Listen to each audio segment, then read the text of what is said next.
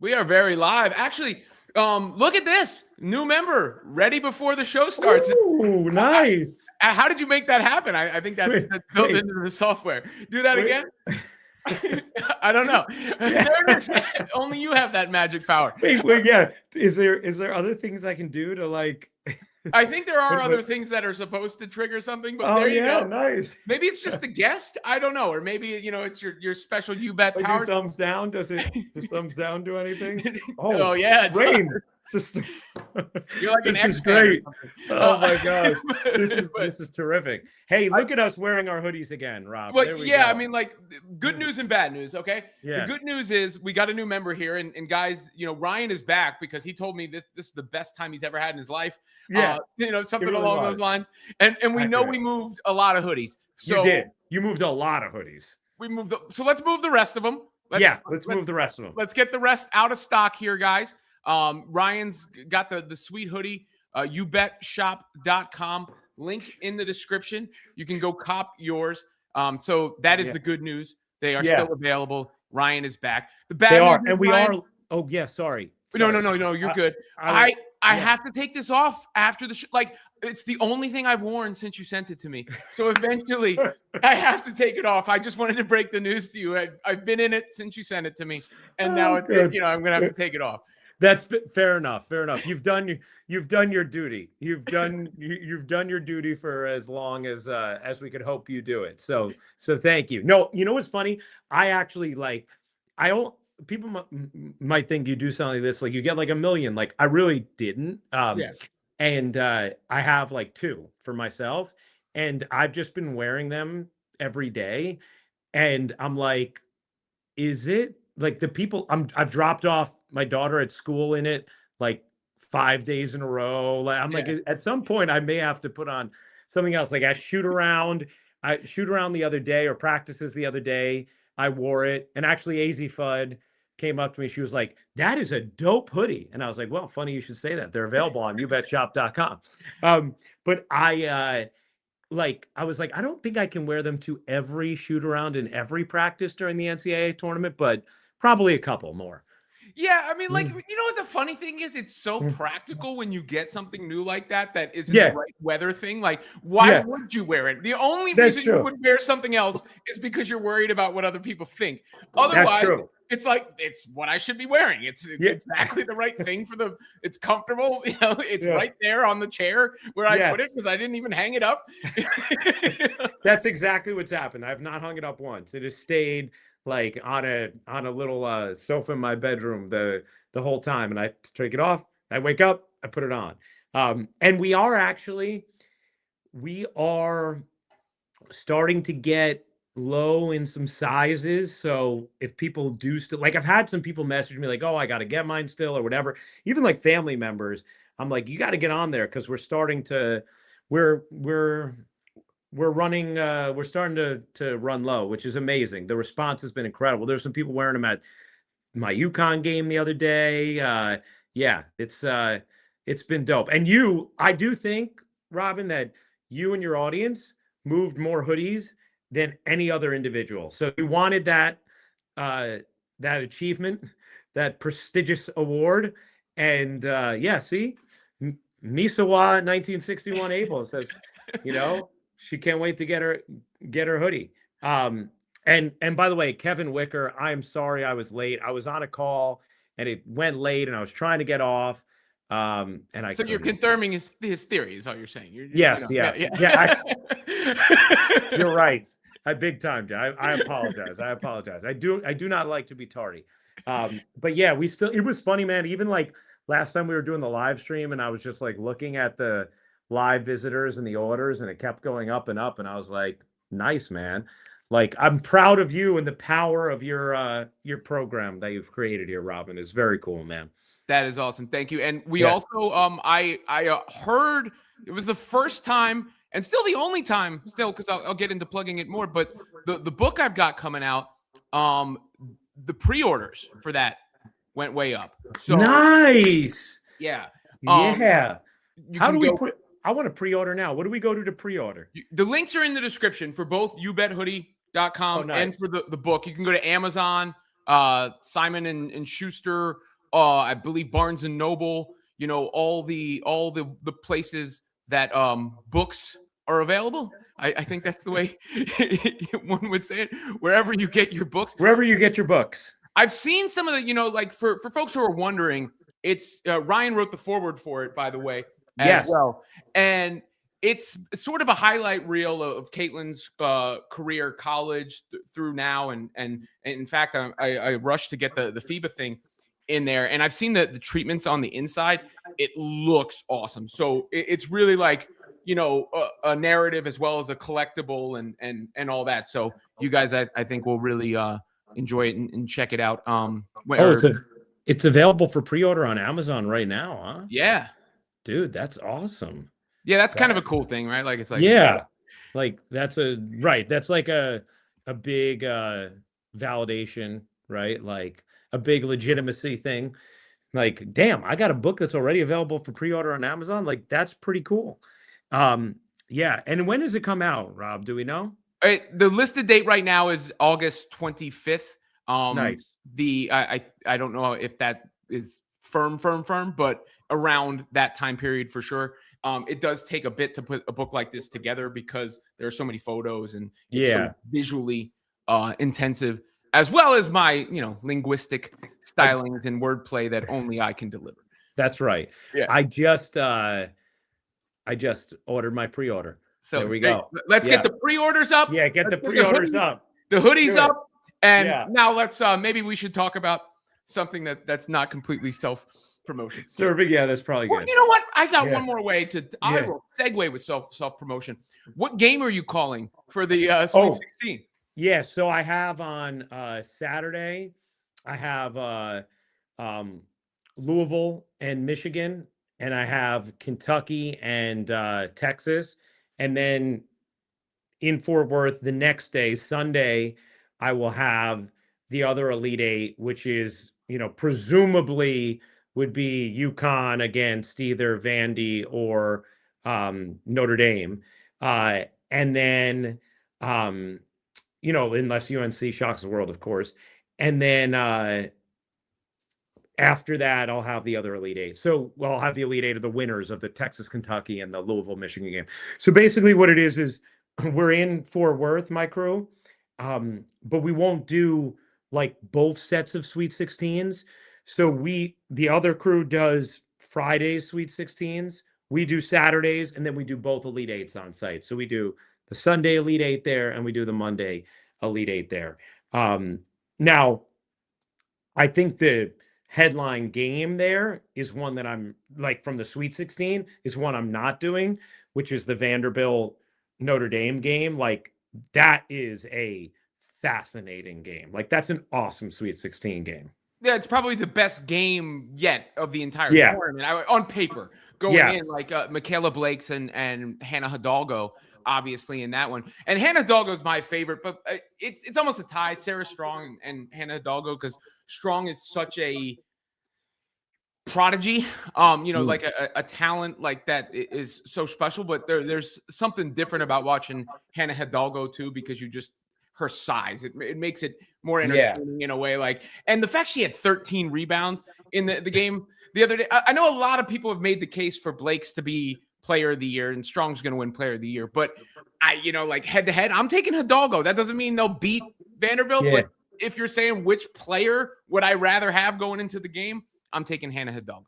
Yes, I totally understand feeling that way. Like, I think one of the things, like Hidalgo also, I remember feeling this way last year, watching her with Rebecca. We were talking about this. Like, she was, and I think we even texted about it, Robin, but like, she was the next closest thing to being able to capture some of just the like pure entertainment on the court that was left behind in the college game when Caitlin left, like, and because she just, the way she plays is just so entertaining.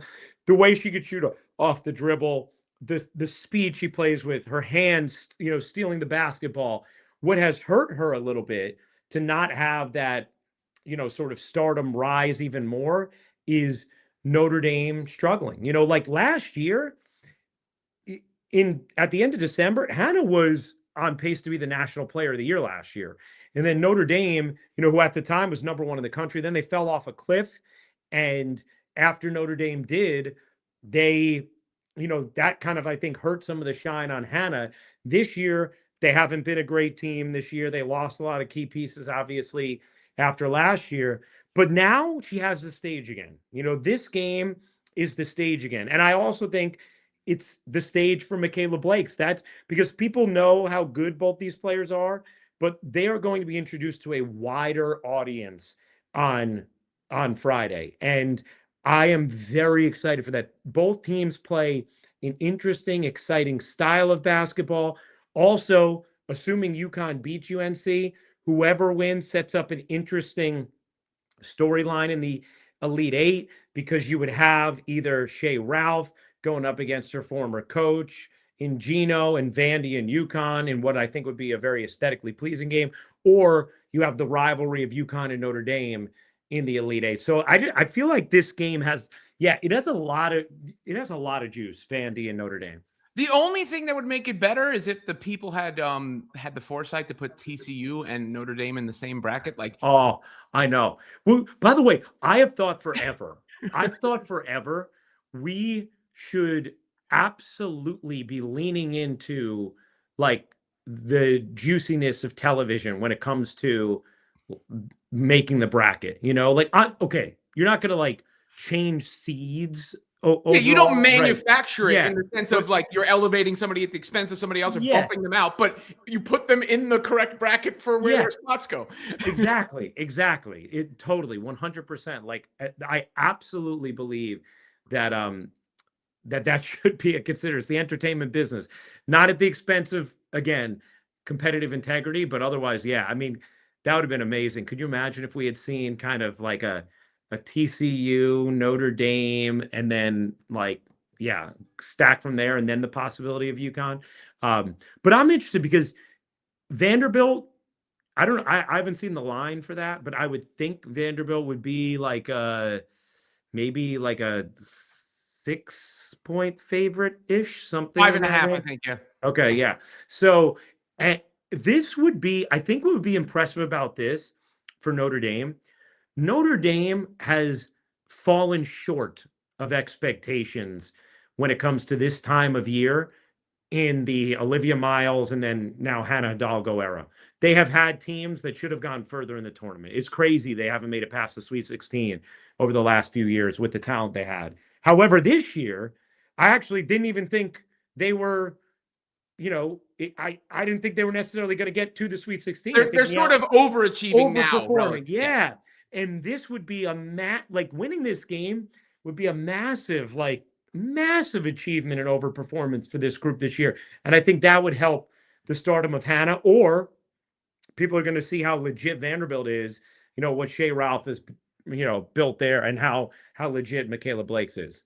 Yeah, and if you are, just taking notes on scheduling for entertainment, you could factor in what the Syracuse coach said and not put them in UConn's bracket next time around. Yeah, you could. I know. I did think that. I'm like, it's crazy how often Syracuse has had to play UConn in the tournament, like in recent years. I mean, it really is crazy. You're going to have to play UConn at some point. And that's part of I guess that's part of the old critique of women's college basketball that went on a hiatus in the Caitlin Clark era a little bit, and now is back to a certain extent. Now, the good part of it is it's sort of the inverse of the men's tournament, where the men's tournament, you could argue, is at its apex when it first starts. Now, it's been a little more chalk, I believe, this year. But in general, like that feeling and that spirit of madness and upsets could happen. And then as you get further along and people's brackets are busted, or a team like a Duke that draws interest is eliminated early in a particular year and people don't. Versus on the women's side, you more or less almost often get the marquee matchups later in the tournament. Totally. Like there is, round one for the women's tournament it's fun because you have games on all day or whatever. You don't get that many surprising results, right? And even like this year, day two, we got some competitive games for round one, but for the most part, not many, right? Round two was actually fantastic. We had a lot of incredible games in round two, and we did have some upsets. And now, yeah, you have a lot of teams with huge fan bases that, you know, are going to be watching their teams at least in the Sweet 16, if not beyond. I mean, and to your point, Robin, you look at it and you're like, oh, there's an excellent chance you end up getting a UConn South Carolina semifinal, you know, which is the best semifinal you could possibly hope for, right? When you're conceiving just interest and matchup and whatever it might be. So yeah, there's a value to that in the women's tournament. I think the way I look at the tournament as a whole, like UConn is clearly the best team. If they're playing at their best, they're going to be incredibly difficult to beat. I think UCLA is in their tier too. Like UCLA is really, really good. I think they added in the areas they needed to off of last year. Just below them is South Carolina and Texas, where they are both capable of winning a national championship. And I think if they play their A game on a day UConn plays their, B game, they absolutely can win. And then below that, I think there's a couple other interesting teams like in LSU, who has supreme talent but has not played its best against the top teams. Are they in South Carolina's bracket? They need to avoid South Carolina, LSU. Are they in South Carolina's bracket? Yeah. No, they're not, right? They're not. Are they? I don't think so. They're in They're in the bracket they're without UCLA's. They're in UCLA's, which UCLA, they've met the last couple tournaments and they've gone 1-1 against each other in the last couple tournaments. So a little beef there. There's a little beef there. Yeah, totally. That would be a juicy, interesting matchup. I think Duke is an interesting team. Like if Duke had Emily Skinner, their point guard, who was out for the year, their freshman, like I think we'd be talking about them as a national championship contender. I still think they could maybe find their way to a Final Four. So there's some and then Vandy. Vandy, I know they're in UConn's bracket, but Vandy is the kind of team that, they play great on a day where maybe UConn shoots like they did in the first round and things could get dicey. So you do have some interest. It's not a fait accompli. That's where I do think it's a little different than years past. Even though UConn is dominant and amazing, I don't think it's a fait accompli that they're winning it the way it was, say, Stewie's entire tenure. I had high hopes for the young Iowa team, though, but they struggled a lot. I saw some of the metrics that said Iowa was still the most watched team. Did that come through on ESPN side too, or is that like all encompassing? It was like a Nielsen stat, I think, what I saw. I don't know. Well, I guess they're not on ESPN as much. No, they're on Big Ten Network and NBC, some Fox games. But we did, in the regular season, Iowa State, when they met in December, when they were both undefeated, at Hilton, that game was, I think, our highest rated. Was it our highest rated ESPN game? I think it was our highest rated ESPN game. We had a couple on ABC that were more highly rated. South Carolina, Tennessee, South Carolina, LSU. But no, Iowa definitely still rates really highly. I don't know if they are our highest rated team. I think that still is UConn and South Carolina, but Iowa has, even in the aftermath of Caitlin, a massive following still.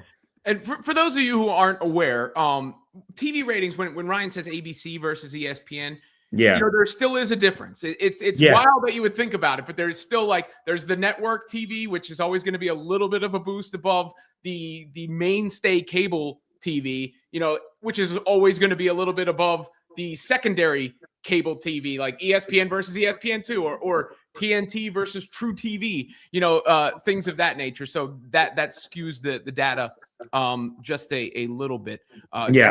Julia says she's waiting on a shipping notification. So there you go. It'll be coming soon. It'll be coming soon, Julie. Don't you worry. And for those who don't have their hoodies yet, they can go to youbetshop.com. Yeah, right there. There's the back. I'll get it up. Hold on, we'll get it up one more time here. We did the topics, so we can plug between topics there. You got that, and it's funny, Ryan, when you were here last time. This is a good segue for the book as well. You talked Awful Announcing wrote up a bit from the appearance. Yes, they did. That's kind of part of the theme of what I wrote about in the book too. Is the simple reason Caitlin Clark may have exploded in popularity a little bit. So get those links in the description. Check them out, cop them. Now the WNBA draft. I know you wanted to talk about that. That's I think the next natural topic before we get to free agency and stuff. Are there particular players? I mean, to me, I'm taking AZ Fudd number one. I don't think it's much of a debate. I've seen fan play, and she's got talent. Don't get me wrong, but to me, I'm taking the proven commodity who has a skill that makes her floor extremely high, and a talent level all around that makes her ceiling extremely high. Not to mention she's marketable and sellable. So you put all those things together, and I'm taking AZ Fudd number one. Yeah, I agree. I think AZ is. First of all, AZ is also an underrated defender. I mean, she is. I think there's so much focus on her offensive skills, and understandably so, but she can really defend as well, and so to have someone who has size, who can shoot, who moves off the ball, who has handle, and as a shooter, she is a weapon as a shooter, man. I remember last year, because she had an underwhelming collegiate career right until midway through last year because of all the injuries. She only played in 42 of her first 111 games, her first 3 years. And I remember watching a game against Tennessee where they lost and saying to Rebecca, I didn't fully appreciate the way she moves off the ball. She moves like a pro off the ball. Then she ended up having obviously an incredibly productive, ridiculous run to the championship. And now this year, the way she's performing as well, it's incredible. People talk about, I see Crankdat 22 saying Dallas needs a big. No, Dallas does need a big. I don't care about that in the draft. I'm taking the best possible player. And for me, I know, look, people are very impressed with Awa Pham. I talked to some players from Team USA the other day who got to face her in Puerto Rico and said, she is legit. She is super impressive. I can understand that. If I'm Dallas, I'm taking AZ Fudd. I'm taking AZ.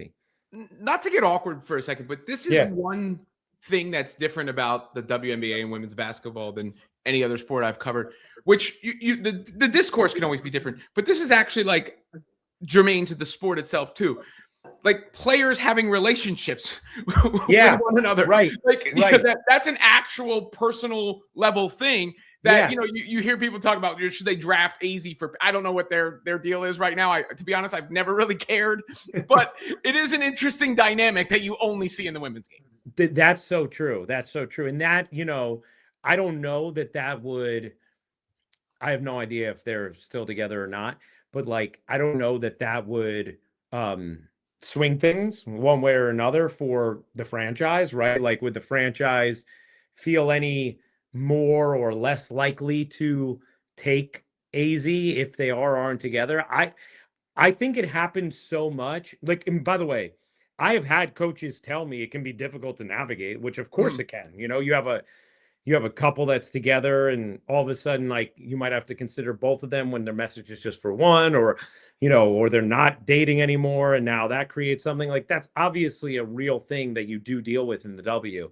I think when it comes to the first pick, I'm just taking the best player, and that's it. And for me, that's AZ, and I'm not worried about position. I think Dallas is going to be a very attractive place for free agents as well.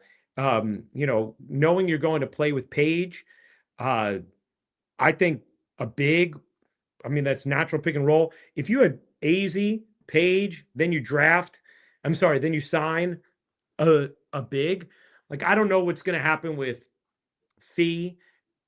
I presume she'll be back in Minnesota, but even if it's not this year, let's say if she wanted to leave next year, I've always thought that could be an interesting place for her too, to go play with Paige. UConn connection there. But I think I'm going AZ1. Again, I feel convicted in that.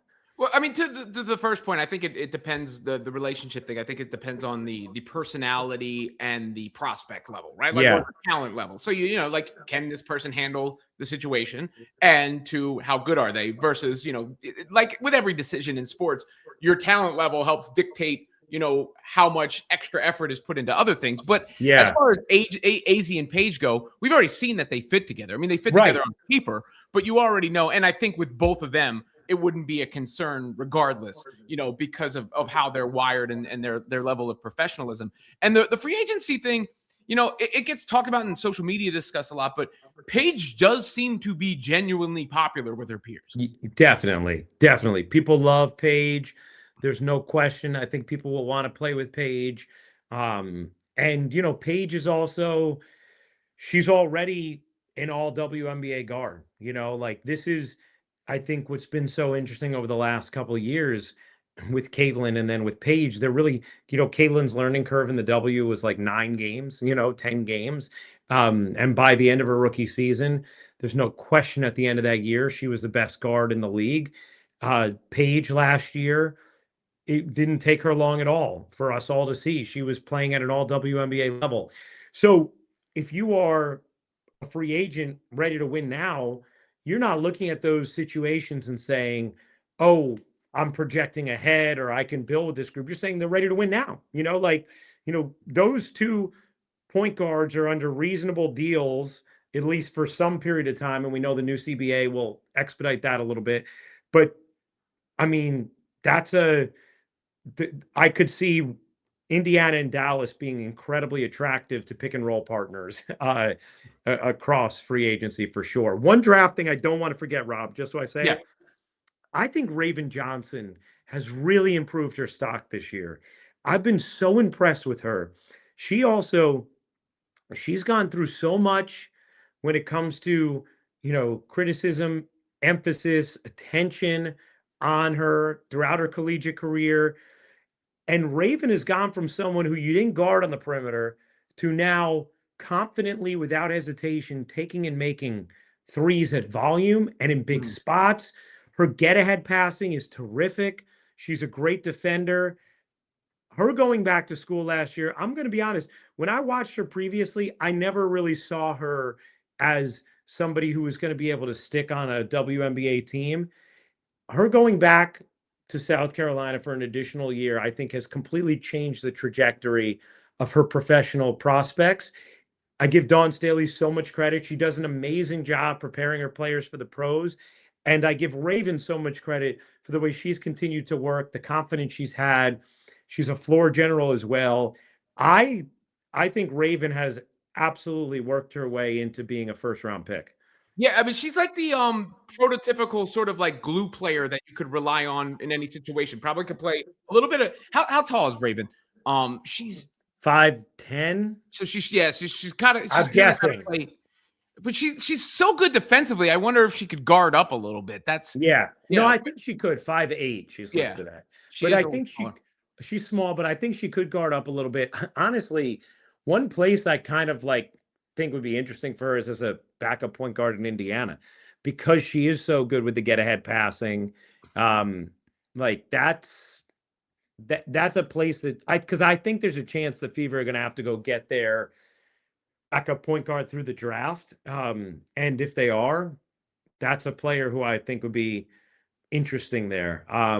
You know, I think that Tony Morgan, who's point guard for Kentucky, is an interesting draft prospect. I think Mayer, who's the point guard for Duke, is an interesting draft prospect.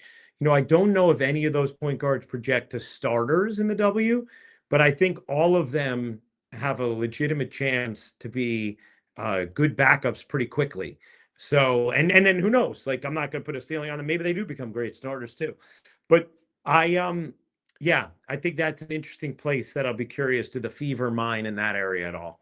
Yeah, no, she's interesting for Indiana because twofold. Like let's say we'll get into what their roster might look like, but you know, next to Caitlin, it's a little bit of a different look if you're playing 2 guards at times because you know Raven isn't going to need the volume shots. It could play defense, and then in minutes Caitlin's out next to Kelsey. she can play the point guard that really facilitates and sets up for Kelsey. And it's just a sort of, they brought Bree Hall in last year, players like that, but, maybe an upgrade of that kind of role. Yeah, no, I totally, that's why I'm thinking about it like in those terms. By the way, I just got to respond to this, Rob, because I like looking at your comments. JJJYNC, Kelly and Sophie may be making over $2 million in Project B. They may not stay in the WNBA after this season. Here's the thing. Here's what you got to understand about. I think it's supposed to be Kelsey too, right? Yeah. Kelsey. Oh yeah, Kelsey. Yeah. And this is what you just got to understand about conceptually.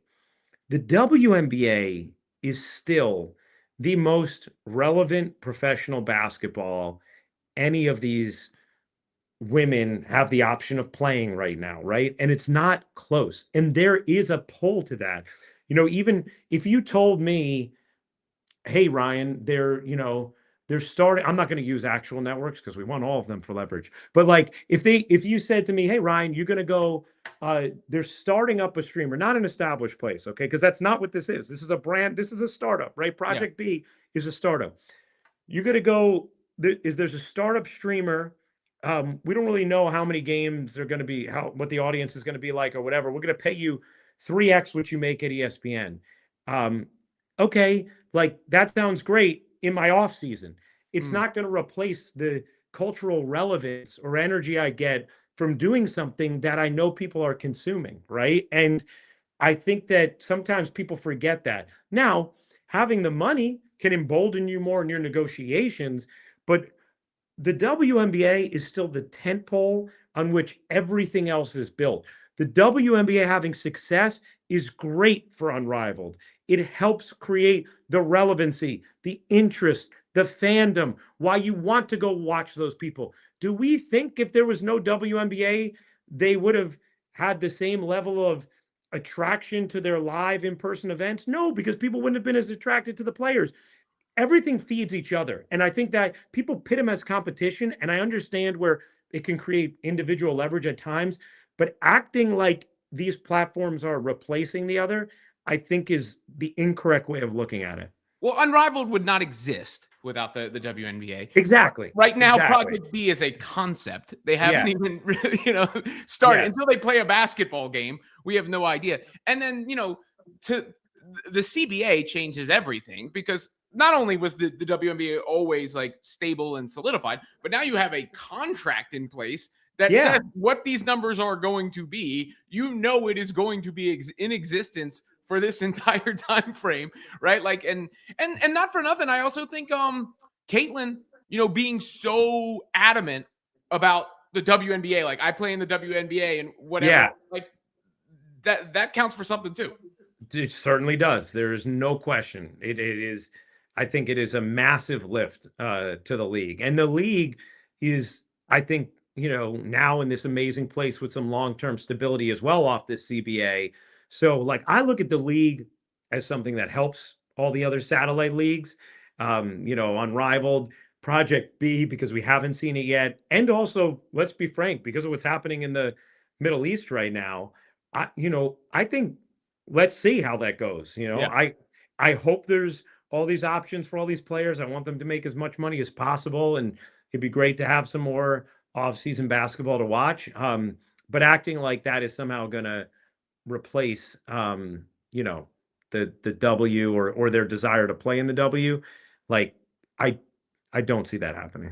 This is in response to your Raven Johnsons of the Fever idea. I would say if there's, anybody who's prepared from a big stage standpoint, it's Raven Johnson. I mean, she's played on the biggest. Hell, she played against Caitlin, and now she's still at South Carolina, and was in the a deep run last year, and going to be another one this year. So as much pressure as it's possible to be prepared for, she'll be prepared for. Yeah, that's not a worry I'd have with her. That's not a worry I'd have at all. Robin, can I make a strange request? Sure. Can I run up? I got to help with something with my son for 1 second and come right back. Can we stay live during that? Yes, we will stay live during. Okay. I'll be right back. All right. What's up, y'all? Quick break. Get those member chats, super chats in. Those go first. As always, please like and subscribe to the channel.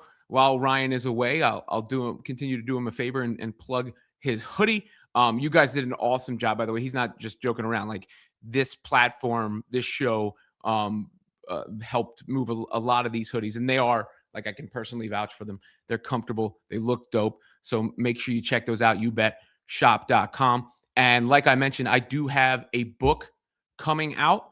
I hadn't announced it until this show, but you can get the pre-orders in on Amazon. It's through Insight Editions. It's going to look sick. Trust me. And I had I put a lot of effort into framing these moments and making you feel them and be immersed in them. And there's a general thesis running through it about Caitlin Clark's popularity being based on basketball and threading that through those moments, or how the moments became a movement. So make sure you go and pre-order that as well. Amazon, Barnes & Noble, Simon Schuster, wherever, books are available. And I'll have more information and more stuff to come as far as that is concerned. Ryan will be back momentarily. I know the kid life, by the way. He's going to check on his son. I helped lead my son, Raj, to a championship. Best coach, as you can see here. That was a lot of fun. But we won the North Caldwell Rec Championship. Way to go, Raj. Yeah. Way to go, Coach Robin. It's a lot. You're going to get there at some point, dude. Have you coached yet? Not yet. I'm excited for that. Yeah. And actually, Evie hasn't started playing. She's 4.5. She hasn't started playing like any organized sports yet. And I don't know, like, I'm probably going to be forcing some of it because I'm just like, she hasn't shown an interest in that yet. But the other day she did say to me, like, Daddy, if I play baseball, will you be my coach? So I was like, yes, I will. So hopefully I get that chance. Look, I mean, they all figure out what their interests are and whatnot, and where to go into. But yeah, and I know that age where, Rohan is about to turn 5. So they're, right around the same track. And he's got potential because he is a big kid. Like, he wears his brother's clothes, and his brother's 11, So that's amazing. That is amazing. What's the word around Plum's future? Kevin Zwicker is a big time Kelsey Plum fan. Oh, well, Kevin, first of all, Plum is awesome. She's one of my favorite people in the league to interact with. Like, she's just super cool, super down to earth. She's also a winner. She is. There's a reason why, she's got that Plum Dog Academy. I am interested about her future because I think, like, LA was a great situation for her last year. And I could see her staying and continuing to build there. But I also, if people don't come there and there's not a path to being a contender, I could see her being sought after by a lot of teams. I could see New York maybe being interested. I think she'd be a great fit on Minnesota. If I really do, I feel like she'd be the missing piece for them. Fee's injury complicates things a little bit for the Lynx this year, but I think she'd be interesting there. I think if Kelsey Mitchell were to ever leave Indiana, she'd be a perfect replacement there with Caitlin. I haven't, this is just me surmising my own thoughts. I don't know. I think she is one of the few premier free agents that there's genuine intrigue around, like, where is she going to go? Because I think nobody expects Asia to leave, right? This offseason. I think, like, Stewie and Sabrina are not going anywhere, so I think there's some legitimate curiosity there. This is it's interesting because of all the different changes. There's so many free agents, and then the salary changes. How much do you think, because I know there's a lot of intrigue around it, how much do you think the change in rookie scale contracts and then the epic whatever you want to call it provision are going to impact things? I mean, people keep saying it's not just an Indiana Fever issue, which is true, right? Like, because if you look at the Liberty, you got to figure out how do you keep Sabrina and Brianna Stewart and Jonquel Jones. But there's two reasons the Fever keep coming up in that. One is they're the Fever and they generally get a lot of interest. But number two is they have two of the, I think there's only 3 players who are impacted by that as of right now. One is Paige Beckers, and there's no other contracts like that over in Dallas. And the others are Caitlin Clark and Aaliyah Boston as Kelsey Mitchell is hitting free agency. Yeah, I think what's going to be interesting just on the whole right now, right, is like seeing how all of the little nuances of the CBA come out. Like, because also the core, like certain players are not the core. It's my understanding for this year, the core exists as it did in the past. The Fever could core Kelsey. Exactly. The logical play is to core Kelsey Mitchell for 1 year and punt it and figure it out later is the logical play. Exactly. So you could, right, like you're going to see that. And also I think LA could core Plum then too. So I'm pretty sure they could. So it changes next year, right? The core is not, it's not as sweeping a tool starting next year.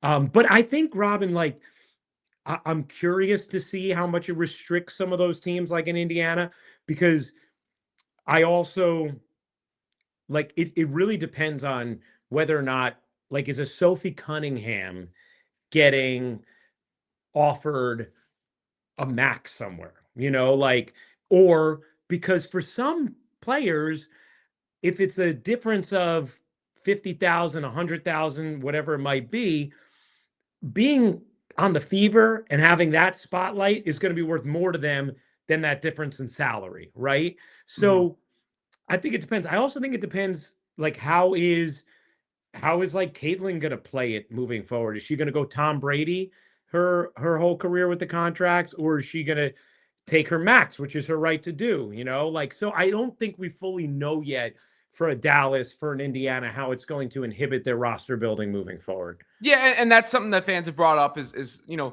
one thing I would push back on, Caitlin should do whatever the hell she wants, obviously, but she is still there are a few players that are still underpaid.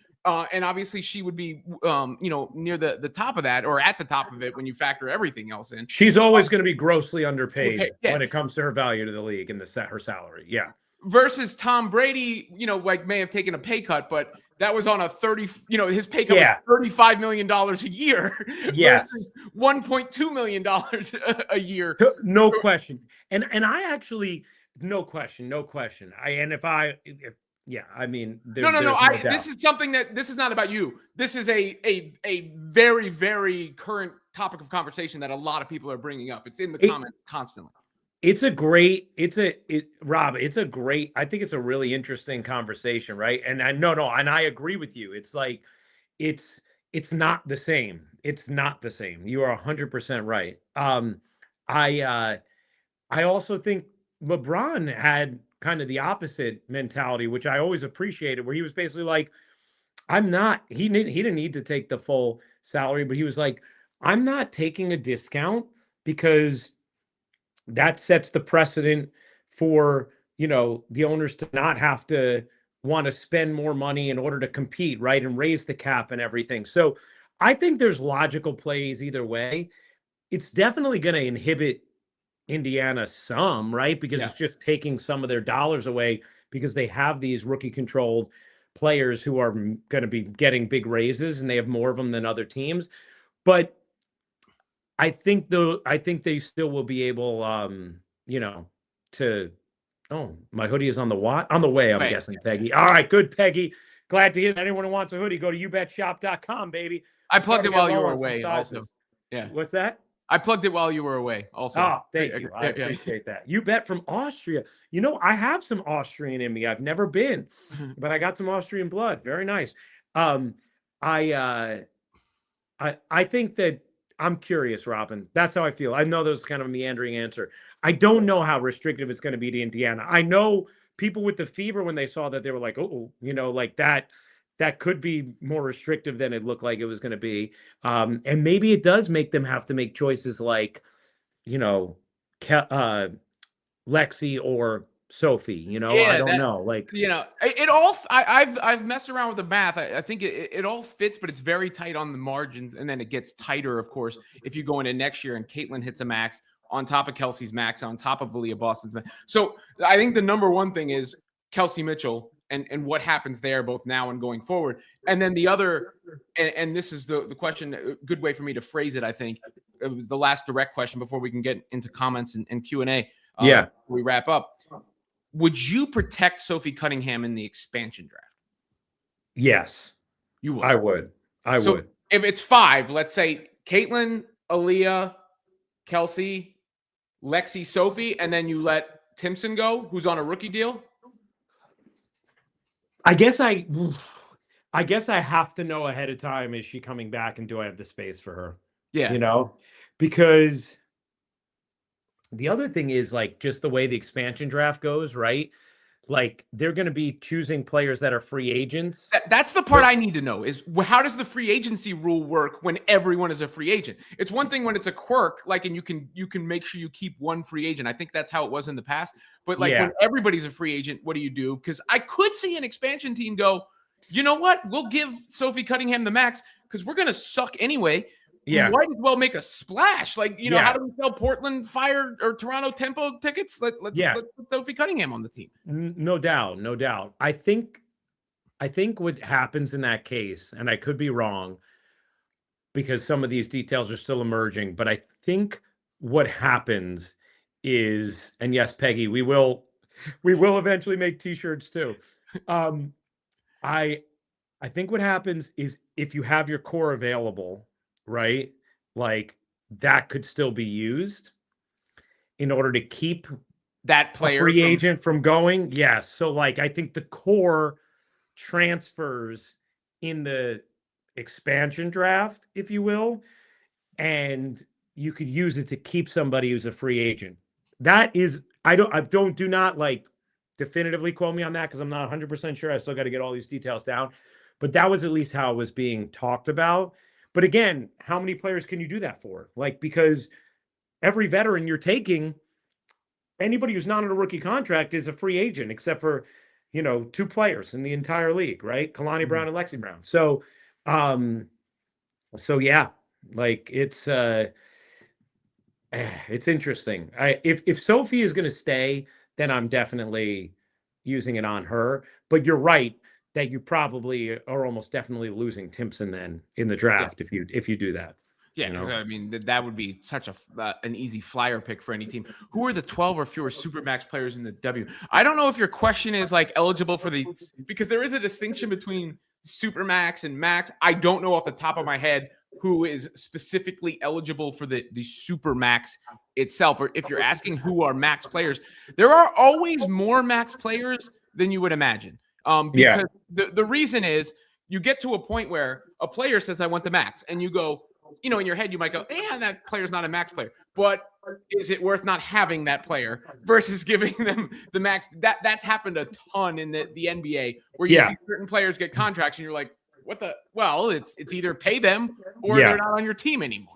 Exactly. That is actually what it ends up coming down to. It comes down to, like, do you want, that's the cost of doing business, to keep the player, and some other team, if they're a player that has demand, some other team might go for them then, right? Like, so, I mean, we see it all. Tobias Harris was a great example of that, right? Like, was he a max player the same way that LeBron James is a max player? Giannis? No, but like at the time, that was his market was that. So you have to pay him a max, even though he may not be worth as much. We see it all the time. Like, when guys get the max and you're like, wait, he's a max player? Well, yes, because you could argue there's 60 of them in the NBA, right? Yeah. Like, even though there's not 60 max players, meaning like on the same tier. So I think what's going to happen is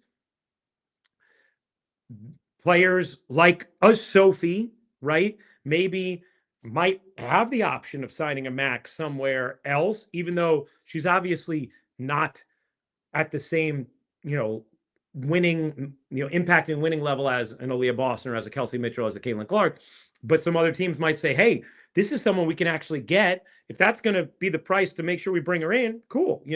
That, and there's a lot of role players or good starters who I could see that happening with on teams that don't have traditional superstars, especially when you have certain teams that have 3 of them, right? Like, you have multiple all WNBA players on New York, on Vegas, on Indiana. That means there's space in these other franchises to give that kind of money to a player who's maybe a tier below them. Well, yeah, I mean, because Asia Wilson, obviously, like Chelsea Gray is in a rights to ask for a max. Jackie Young in a rights to ask for a max. So you have that situation like that. We already went over it with the Liberty, and then there's a lot more. I mean, just looking at the Lynx, clearly fee. The Aces, the ones I just mentioned, the Dream probably have 2 max players, right? Howard and Gray. The Mercury have 3 max players, probably. If they keep them. Yeah, if they keep them. Same with the Liberty, same with the Fever. The Storm, not they're on the lower end of the totem pole. Same with the Valkyries. The Sparks, is it just Kelsey Plum, I would think, right now? Maybe Azare. Yeah. If they wanted to keep her. I mean, she wouldn't be, but if someone else is, again, like if an Indiana is like, hey, we can pay you $750K, and that the market could end up going there for a player like her. Yeah. Like I don't know, but it wouldn't be, it depends what happens with the max, right? Like how creative people get with the numbers kind of in between average and max. But yeah, like there's definitely going to be players who are getting paid the max who you're going to look at and say they don't deserve. They're not like a superstar. Yeah. Like that happened in the NBA. It will happen here as well, because that's going to be the cost to convince a player to come to you. And that's the top amount of dollars you can offer them. Especially if you've managed the cap well too, and you have the room, like a signing puts you over the top. It's going to be fascinating to see, and it's all going to happen it's like the calm before the storm. Right now, it's coming soon. Yeah, coming soon. Get those member chats, super chats in, like and subscribe. Ryan, I don't know if you saw this yesterday, but this is the last personal touch of the show. But they got to do something about the ticket industry a little bit, because as much as I love Jay-Z and clearly there was a lot of demand for these shows. Yeah, there shouldn't be as many tickets on the secondary market 5 seconds after. All of these shows sold out in like 15 seconds. There was 755,000 people in front of me in the queue yesterday. 755,000? Yeah. And then they announced the third show, which wasn't even announced before yesterday. These are all at Yankee Stadium, by the way, of the extra inning show. And I signed on the second that they were supposed to be available, and it said, oh, no, there's more people in the queue than there are available tickets. So out of luck. Like, oh my gosh. I don't get it, man. I don't get it. Like, that is, we're going to talk to my Yankee Stadium contacts for you, but no, man, that's crazy. That's insane. And there is something going on with that, right? Like where it's like it just feels like, something's happening obviously algorithmically there, where they notice a high demand event. Whoever these people, these things are, they notice a high demand event. They know they can flip it for profit, so they have whatever their systems are, buy as many tickets as possible, which price out the fans who actually want to go. Exactly. Which is brutal.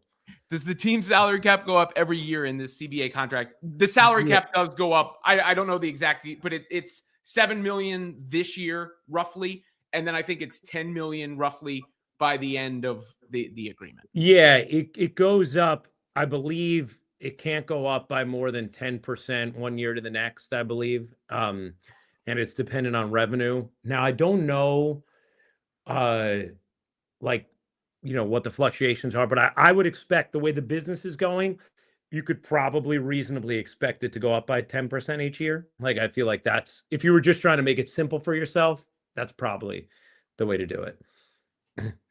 Any other questions? We won't go 2 hours today. But no, we'll take a few more. A few more. How about, let's go 5 more minutes, Robin? How about that? 5 more minutes. We'll make it an even. We're at 54:19. We'll make it an even hour. Perfect. Super chat, member chats go first. But I will, Peggy, you're in here all the time. Yeah, What do we you think love you, about Peggy. LSU and Duke, Ryan? Ooh, LSU and Duke, I think is a really interesting game. LSU, Kim Mulkey, I've had several LSU games this year. She has loved her team the whole year. She loves them as a group. She's felt like her team is as deep as any she's had. It's the most deep team she's had at LSU. She feels like they have been very undisciplined against the best teams in the biggest moments. I've called some of those games and losses, including 2 against South Carolina. Um, because of that, this is a game that worries me for them. They have players who can get hot from 3, including in their front court. They play very hard. They're very disciplined. They're well coached. I'm glad Ken Marak believes that Jesus loves us. And now I have to put it on the screen.